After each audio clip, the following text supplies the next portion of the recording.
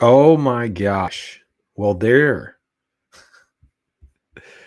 What in the world? All right. No idea what just happened there. No idea at all what the heck just happened. But, anyways, folks, we are here.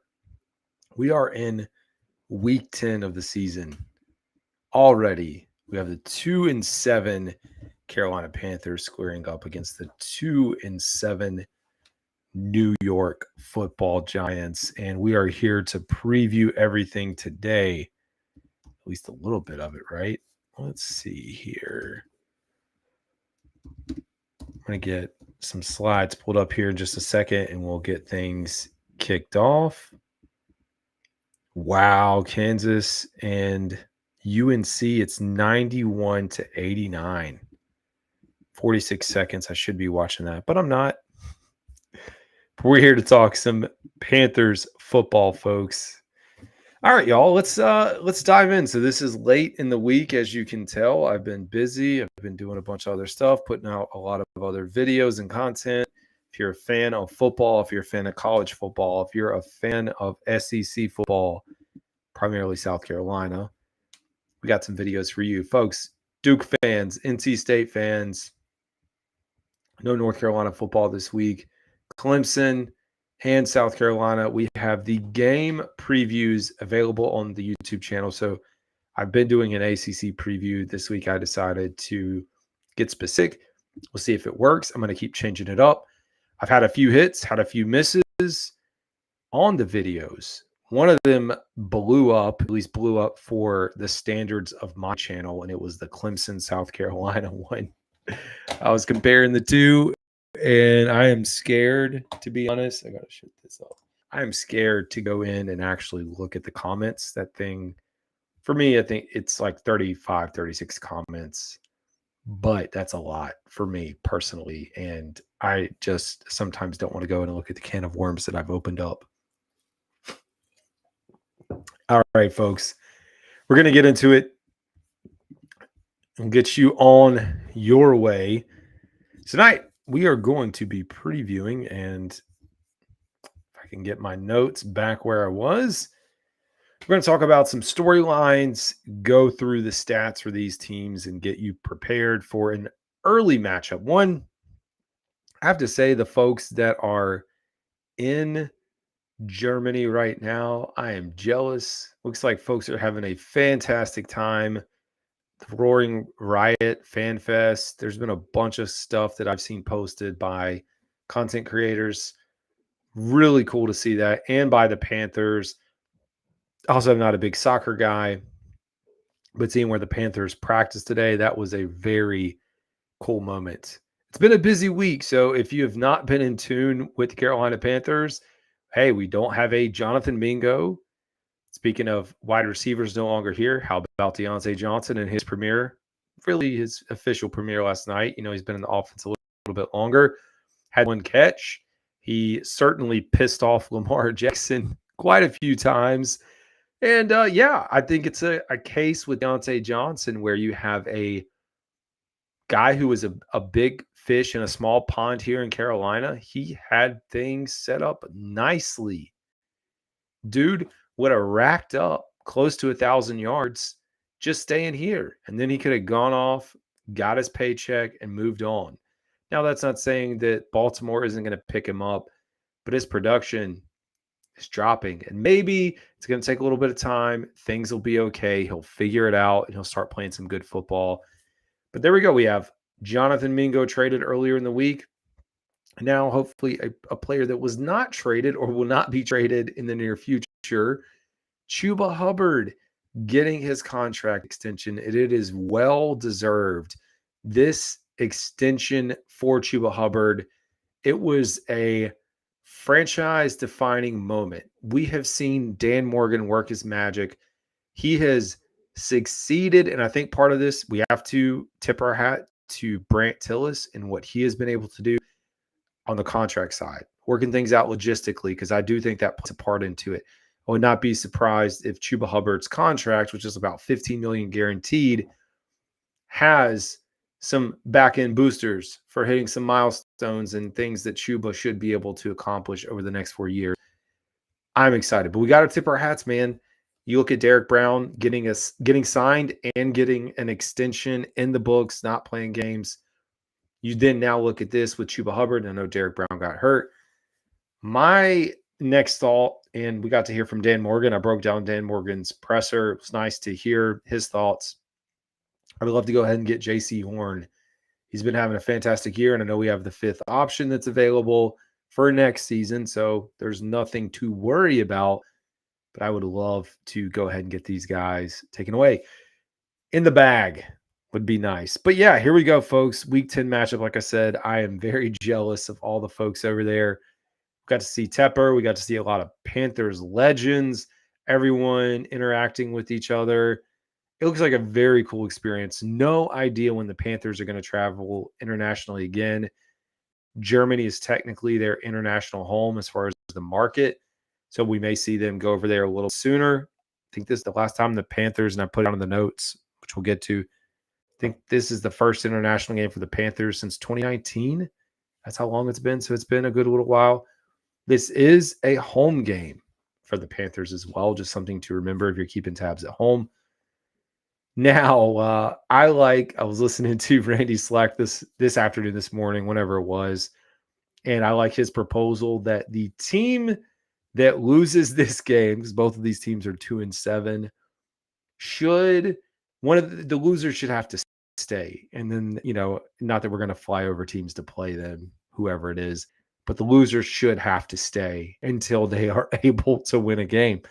And we got a question are the Carolina Panthers or is Bryce Young the Grim Reaper of the NFL? You think about the coaches that he's had fired along the way.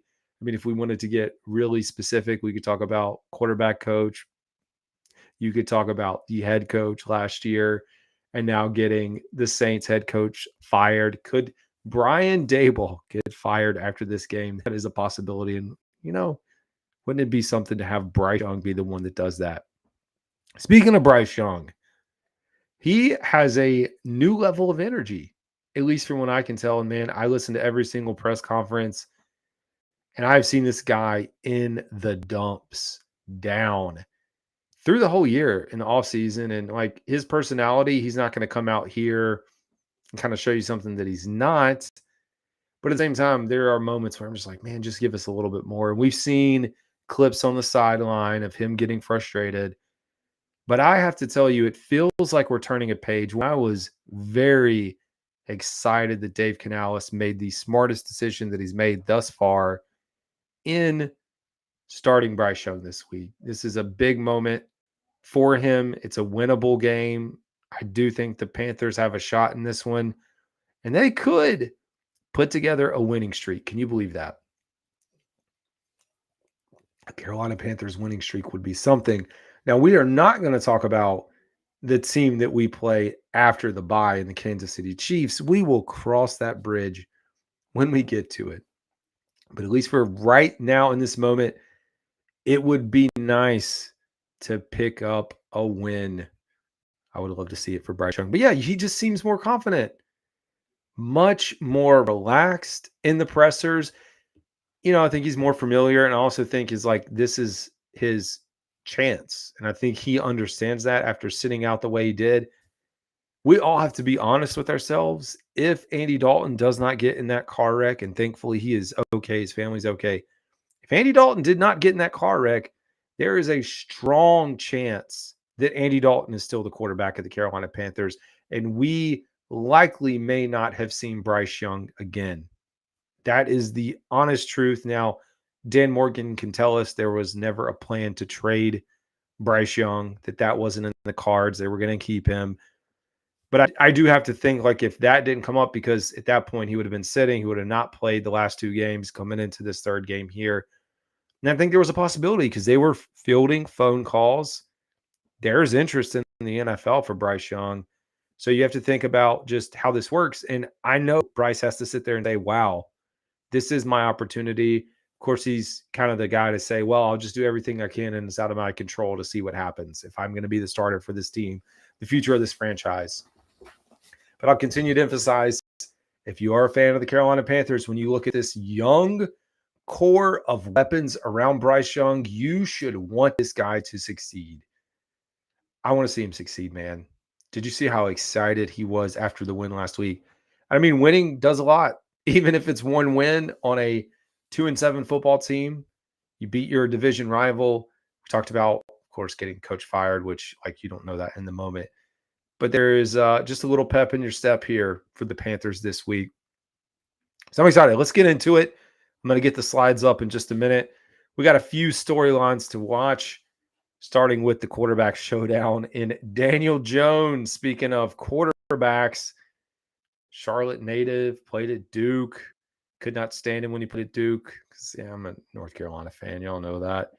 But Daniel Jones, he's facing a lot of scrutiny this year. The Giants in general are facing a lot of scrutiny. He's been inconsistent. We're going to get into his stats later in the series. But yeah, going up against Bryce Young. Bryce Young, up and down year himself, which we all know about. We look at the performance over the last 2 games, and I've put up the graphic numerous times on X. You can follow it, see it.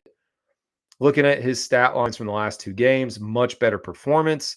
If you are a box score watcher and you did not watch Bryce Young play, the interception from last week was not on him. So I just like to remind folks, I don't know how many people, because, to be frank, if I wasn't doing this show, I don't know that I would be tuning into this team every Sunday. I'm just being real. That's part of the reason I have found other outlets now talking about college football. That is part of the reason, because this team was driving me crazy. And you just wonder too, just from a content creation standpoint, I do appreciate the folks that are diving into the college football content. It's going to be one of those things where we'll kind of just see how it goes. I can tell you from the state of the algorithm on YouTube probably doesn't want me to do it. You're supposed to stay within your lane. Like I said, having a little bit of success, and maybe Bryce Young can continue to have his success as well. Let's talk about that international travel and experience. I looked it up. So coming from Charlotte, I think it's like an 8.5 hour flight. That's a long flight. I would not want to be on there. I did see the Charlotte airport tweeted out a photo of the plane. I don't even remember what it was called. I guess it was a fancy plane. I would assume, to take the team over there. Either way, I don't want to be, fancy or not, I don't want to be on a plane for 8.5 hours. So we do have to talk about, travel, which I know they're getting settled in. So are the Giants. But, adjustments to your body. I think we were hearing from Mike Jackson today. Speaking of, they ran through the gauntlet, man. That was something cool, though, to be honest, to be able to hear from more players than we normally do. And maybe that's because there really isn't like a locker room scrum that happens. Anyways, I like how the players were open for availability. Speaking of Mike Jackson, he was born in Germany. That was a little tidbit, but raised in Alabama. But he was talking about having to take a nap, having to get adjusted. I saw Johnny Hecker, Adam Thielen, and JJ Jansen posting a video this morning on the number of, which Adam Thielen's not going to be playing, but the number of coffee cups, drinks they had when they serve much smaller coffees or amounts of coffees compared to what we drink in the U.S. But I think they were like 4 or 5 coffees deep. So you do have to factor that in. And for me, it's such a short time for them. And so I think it'll be 9:30 Eastern. We know that, which is about 3:30 our time. One of the things I really like, and folks, if y'all are in the comments, I will get to them. I promise. I'm just having a little fun. One of the things, where was I going with that? That's what I get for trying to sidetrack. Oh, with Dave Canales, that I really like is Dave Canales's attention to detail. People can bash certain things about him that they don't like, and I've done it. Dave Canales is a attention to detail person. And I mean, like, he is thinking through, if you go back to training camp, aligning the practices on when they're going to be playing. So, oh yeah, we're not going to just practice at 9:30 in the morning because it feels nice out. and it's good weather, we're going to practice around the time that we're going to be playing. And I think what we saw, like I don't have you word for word what time the practices occurred this week while they were in Charlotte, but it did seem to align that they were practicing earlier, because I do know, at least while they were here, that they were, and then they practiced this evening. Some cool photos and videos too. If you haven't seen Panthers social, they're doing a great job of documenting the whole thing. Really nice experience. So here we go. The Giants' prior experience playing overseas, they played in London in 2022. And the Panthers, like we said, yeah, their first international game was in 2019. I mean, just the logistics, international travel, time zone, no idea if family is coming, not coming, how all that's going to work. But I do think all that has to play a big factor in this. And I like them going over and getting settled in earlier. Giants defense, and again, we'll get into the stats. I have this as a storyline, though, as far as matchups. They have a very good defense, at least statistically much better in pressure and getting to the quarterback than the Carolina Panthers. And so I think for us, and hey, we'll talk about offense, but they do have some playmakers on the offensive side of the ball. I look for the Panthers to exploit as much as possible what they can in the run game.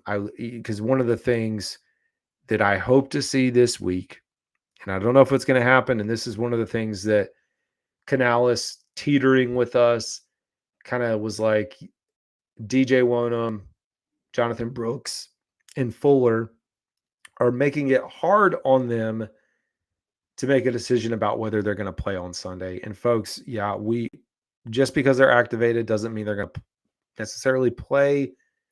But for me, I tweeted this out, like, we are, as in the Carolina Panthers, it's like you're driving your car right now and it's on, not on empty, but the gaslight's on. Gaslight is on for this team. Gas station is right there. You got a chance, and you got $5 in your pocket. Let's keep it within what we're trying to reference. Go ahead and get your $5 of gas. And your $5 of gas is the boost that you may get from DJ Wonham, that you may get from Jonathan Brooks, and potentially Fuller if he's available. And I have to go back to the injury report at the end of this to check statuses. But anyways, really Brooks and Wonham. And if those guys are available, you play them. I know at 2-7, like, if we're being real, do we think they're going to run off a win however many games, 8 in a row? Probably not. But this is the NFL and this is football. And like, why are you going to not give them a chance to play now, to go to the bye? Now, you could go into the bye. You could cross your fingers here and say, maybe if we can squeak one out. And Mike Kay said this, you give them an extra week, really. So you give them this week because they're activated, but it's almost like they're off. They just get to practice. Next week, the bye. Then they actually make their debut. It feels like that could be the case. But for them, like, you're on E. Like, if you come out and you lose this game, and this is the NFL, like, as fans, we can say, yeah, there's no chance they're going to make the playoff. But I can tell you, the guys in the locker room, they're going to want to push. They're not here to lose and to cave in and give up on the season. They want to play winning football. So for me, I would love to see it. Like, if they are absolutely healthy and ready to go, there's no reason not to play these guys. Get them out there. So big game coming along. Let's go ahead and jump in to some of the slides here. Get caught up.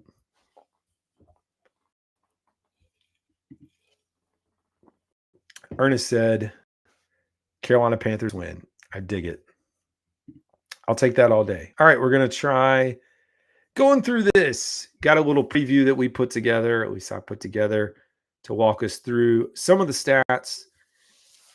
Diving right in, let's take a look at the New York Giants, New York Football Giants offense in comparison to the Carolina Panthers defense.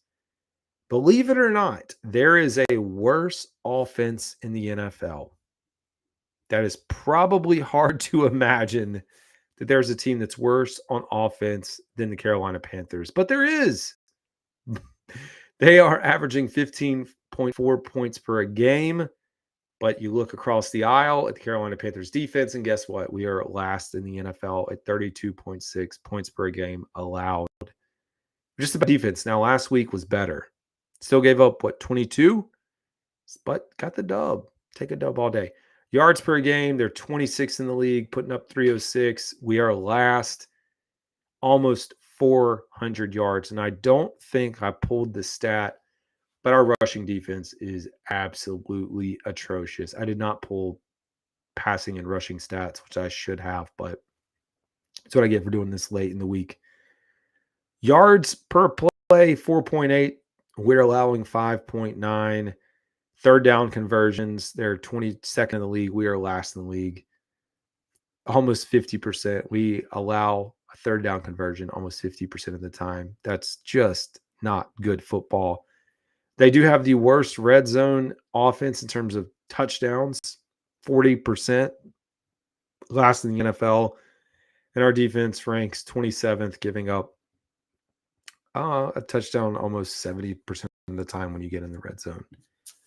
We'll flip it over and take a look at the Carolina Panthers offense, which isn't much better. 16.3 points per game, 29th in the NFL, up against the New York Giants, who are giving up 22.4, which ranks 15th. So they're middle of the pack, and we'll look at the stats in a minute, but they get to the quarterback, man. And they got a guy, in case you forgot, named Brian Burns. But they have a lot of other guys outside of him.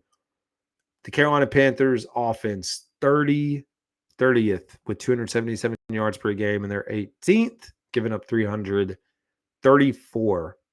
We put up 4.9 per play. They average 5.7 on defense as far as what they allow.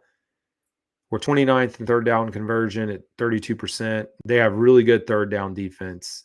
They're only allowing 33%. So, and then I don't really care about fourth down.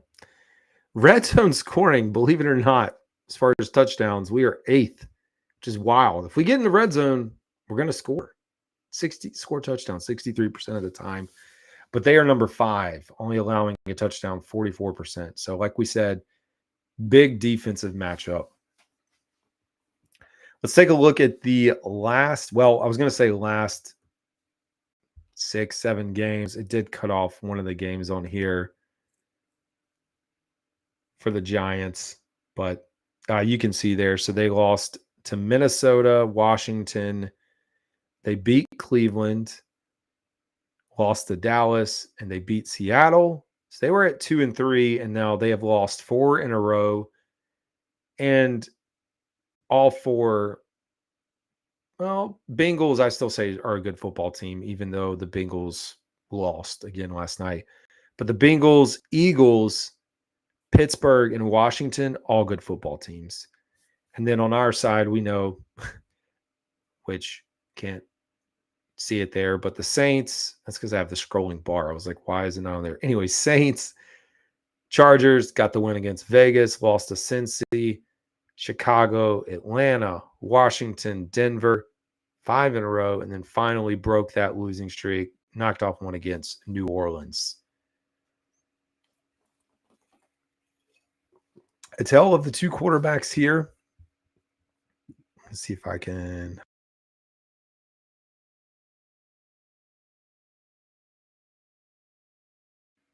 Well, I was going to try to hide myself. That didn't work.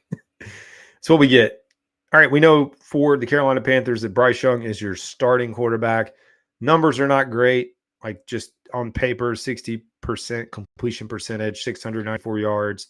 You know, this is really over about 4 games where he started. 3 touchdowns to 6 interceptions, 63.1 passer rating, and he's been sacked 10 times. Looking across the aisle at your New York Football Giants, 63.8 completion percentage, 1,800 yards for Daniel Jones, 8 touchdowns to 5 interceptions, 82.9 passer rating. And I'm blocking off the section where it shows the number of sacks, but I think he sacked, it was in the 20s, I think almost 28 or 29 times on the season. It was a lot. Let's take a look at the rushing attack. We talked about Chuba Hubbard. getting his contract extension, 665 yards on the year, 5 touchdowns. Also has 1 receiving touchdown. I only pulled in rushing stats. Miles Sanders has been such a bust. He didn't get moved, which I mean, like, nobody's going to pick him up. This seems like the end of Miles Sanders in Carolina, like not now, but at the end of the year. In the offseason, at some point, they're going to have to figure something out. Maybe they can restructure. I don't know. If I'm him, I would want to get out and just find something new. Miles Sanders has 134 yards on there. The Giants got a pretty good backfield as well. Tyrone Tracy Jr., 442 yards, 2 touchdowns, 5 yards per carry. And then Devin Singletary, 283 yards, 2 touchdowns. We also have to mention Daniel Jones. Daniel Jones is a good running quarterback when he is not falling down and tripping over air. He's never going to live that down. But in reality, he's a good quarterback that can move around. And the Carolina Panthers have struggled against mobile quarterbacks this year. Look at Marcus Mariota. You look at Jaden Daniels when he was in there for a little bit. You look at Caleb Williams. Mobile quarterbacks have succeeded. I'm not even talking like off the charts mobile. It's a good thing we don't play the Baltimore Ravens, but they have succeeded. So being able to stop Daniel Jones is going to be important for this team. Looking at receiving, we'll start with the Giants, who have a heck of a player in Malik Neighbors, rookie with 557 yards, 3 touchdowns. He's looked every bit of the part as one of the top receivers in this draft class. Wan'Dale Robinson comes in with 343 yards on 51 receptions. And then Darius Slayton, technically the second leading receiver in yardage, 469 yards, 32 receptions, and 1 touchdown. Flipping over to the Carolina Panthers, if you want to have something to be excited about, and it does pull in players that are no longer here, as you can see in Mingo and Deontay Johnson. Let's talk about this core of Xavier Legette. Now, this is sorted by number of receptions, which is why you see Chuba Hubbard above Jatavian Sanders, Miles Sanders, Jalen Coker. But Xavier Legette, who is now 1 yard behind Jatavian Sanders to be the leading receiver in yardage, 244 yards, 4 touchdowns, 26 receptions, 9.4 average. Guy finds the end zone, and I love it when he does because he does his little touchdown dance with dollar bill. Jatavian Sanders has 24 receptions on 245 yards. Like I said, leading the way. Still has not gotten in the end zone. I feel like that's going to be close. Chuba Hubbard. This is where when Jonathan Brooks is back and it is healthy, Chuba Hubbard will absolutely make a difference here. But Chuba Hubbard, 29 targets, 108 yards. Then we have Miles Sanders with 98 yards on the year. An undrafted free agent rookie, Jalen Coker, 18 receptions, 222 yards, and the 1 touchdown. We'll continue to see David Moore, who has 11 receptions, 103 yards. So we'll continue to see a lot of him. I think when you talk about the future, having this core, Xavier Legette, you throw in Chuba Hubbard now. I know he's older, but Chuba Hubbard, Jatavian Sanders, Jalen Coker, and then Jonathan Brooks. That is a fantastic group paired along the offensive line that's here in Carolina. We'll look at defense. There's a lot to dive in here. This is really sorted by total tackles. So Bobby Akero, 64. Micah McFadden with 58. Tyler Nubin with 57, but I don't want to read through every single one of those. Let's talk about the sack production. Dexter Lawrence II has 9 sacks on the year. Azeez Ojulari has 6. Brian Burns has 5. Jason Pinnock has 3. And then McFadden and Okero both have 2 apiece as well. So it's a very stout defense, man. And the Panthers are going to have their handful. We know the offensive line is going to have some. We'll go out here and look with Ike Ekwonu being out. It's going to be the same mix of Brady Christensen, left tackle, Cade Mays at center. Our defense, never a good thing to have your safety leading the way in tackles. Just not. You don't want players getting that far up. But Xavier Woods leads the way with 61, does have one interception. Mike Jackson, who had a fantastic week last week, has 46. Josie Jewell, glad to have him back, 46. Trevin Wallace, the rookie, 43. The list goes on and on. It cuts off right at the bottom with Damani Richardson. When we talk about stories, that's another fantastic story for the Carolina Panthers. You want to build a future with this team. All starts around hitting on some of these draft picks, which heavily has happened on the offense. But then you look at Trevin Wallace and Damani Richardson and the success of what they've been able to do. Really good for this franchise. The kicking game, that's something that the Giants have struggled with because of injuries, but it does sound like Graham Gano should be up. And then we have steady Eddie Pinheiro, 10 of 11 on the year. You can see at the top there with Greg Joseph, who's 13 of 16, Gano 2 of 2, and then Jude's 1 of 1. Yeah, there's a lot to go through here. I think what we'll call out is Ike Ekwonu being out, which I said, and Adam Thielen. Jamie Robinson is also doubtful. So those are your injury updates. You can see the list of questionable players. Jadeveon Clowney, the biggest question, which is what I started cast with, is around Jordan Fuller, if he's potentially going to play. You do see Jaden Crumedy not having a designation. Of Jaden Crumedy out there, more than likely. Depends on if he's active. We always have the ups and the downs there. Who's coming up, who's staying down. Jonathan Brooks. And, of course, like we said, DJ Wonnum. Looking at the Giants, they have one player, actually two players out. Bryce Ford Wheaton, the wide receiver, and Darius Slayton actually is out in the concussion protocol. So that's official. This is news for me because I wasn't really paying attention during the day.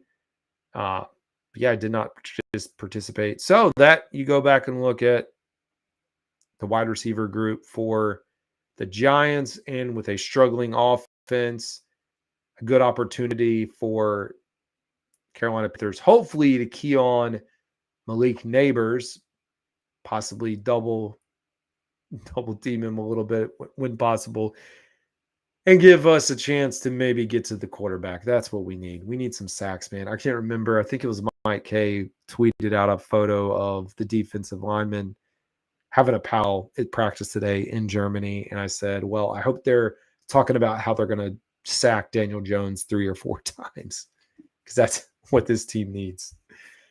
Let's see. Taking a look, and this cuts off. Let's see. Taking a look at your depth chart. So you have Xavier Legette. Ike Ekwonu is out. So we know that's going to be Brady Christensen bumped up. Your left guard, Damian Lewis, Cade Mays, your center, Robert Hunt, and Taylor Moton. Tommy Trimble, Jadavian Sanders, likely your 2 there. And we know Ian Thomas is throwing in the mix. It's funny, this has not been updated. This is from Panthers.com. Still has Andy Dalton as the starter and has not added DJ Wonnum or Jonathan Brooks to this list. So there you go. But Bryce Young is listed as QB2 on there. And of course, we know Chuba Hubbard. On the defensive side of the ball, LeBron, at least now how it's listed, LeBron Ray, Shai Tuttle, Ashawn Robinson, Jadeveon Clowney, Trevin Wallace, Josie Jules, Charles Harris, and man, I hope that DJ Wonnum is back because we just need the help. JC Horn, Mike Jackson, Xavier Woods, and Nick Scott. Closing it out, let's look at the prediction provided by ESPN.com. They don't support the show. ESPN.com, and look at the lines. And they'll catch up on any comments. Panthers preview matchup predictor according to ESPN Analytics, because ESPN Analytics is always right. The Giants are a 66.4% favorite, giving the Panthers a 33% chance to win. This is what I don't understand on the line. And at 5, and now it's up to 6.5. And I don't bet, so this stuff doesn't matter to me. But it is weird that the Giants are favored by almost a touchdown.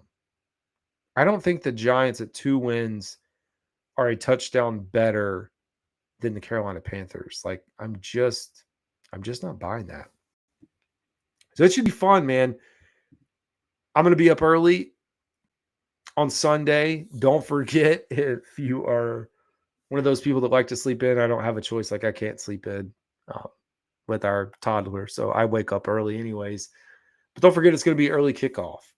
I actually am excited about the early kickoff just because you're done by lunch, which is nice for me, having the day afternoon to do whatever once that's wrapped up, which will be good.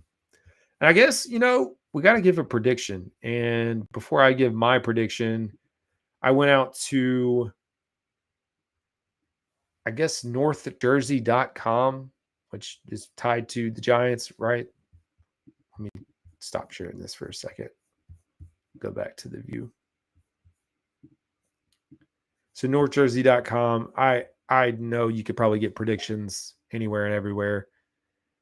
They have 4 out of the 5 writers predicting a Giants win.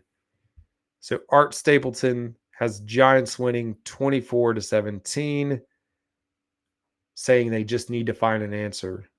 And they're undefeated overseas. Well, guess what? So are the Panthers. The Panthers have played 1 game overseas, and they're 1-0. That was the Tampa game, right? Bert Bainbridge, he's on northjersey.com. I don't know. I just pulled up some random writers. He picks a Giants win 28-17, highlighting the Panthers' defensive struggles. I'll tell you what, the Panthers' defense is not good. But if we can do what we did last week, we might have a chance. Thinks the Giants are going to capitalize. Vince Mercolano, just go with that, has the Giants winning 26-20, noting both teams struggling, but just saying, you know what, we're going to toss a coin. He didn't say toss a coin, but just give it to New York. We have Steve Edelson taking your Carolina Panthers 21-17, talking about the Giants' offensive consistencies. I mean, it is true. Is Daniel Jones going to be the answer? Is Brian Daboll going to get fired? I guess the territory that we're in. Wouldn't it be such a sequence? I mean, it wouldn't be. I really don't want people fired because that's your livelihood, and then you're talking about all the people underneath you. They're gone as well. We never see those things pan out. But if the Panthers beat the Giants, they fire Daboll, and then later in the year, Mike McCarthy and the Cowboys, if the Panthers knock them off. The Fantasy Roadshow guys, they were tweeting, I can't remember, once the other coach was fired, when Dennis Allen was fired, tweeting something about Kent, like circle the date for the Panthers, like they were excited to have Mike McCarthy out. Last one is Chris Eisman picked the Giants to win 28-14. Even though, just emphasizing that the Panthers are a favorable opponent for the Giants. All right, folks, 41.5 is your over-under, which I just had that pulled up, but I pulled it down. 41.5 points. So for me, I do think I don't predict the Panthers to win much. I've been doing this show almost 2 years. It's rare for me to pick a Panthers win. I feel good about this. I feel like the momentum's kind of building there. No distractions. I could be wrong, which I wouldn't be surprised to be wrong. But these international games are kind of wonky. I feel like the Panthers kind of playing for a little bit of something. They know they get the bye, they get time off coming out of this. So I am going to take the Panthers this week. And for a final, if we're talking 41.5, Panthers 21, Giants, I don't want to take that exact score. So let's say Panthers 24, Giants 21. Close game. I was gonna pit close to 17, but we'll take that final score for the Panthers. Caleb said, yep, and I just closed that out. He said, you think we get a dub this week? I do. I feel pretty good. which maybe that's a bad thing. Maybe I should not feel good about the Panthers' chance to win a football game, but it doesn't matter. Pick it up. Anyways, folks, I appreciate y'all tuning in today. That's going to do it. Of course, we'll be back on Sunday. And if you are not on YouTube, go out to YouTube. Be sure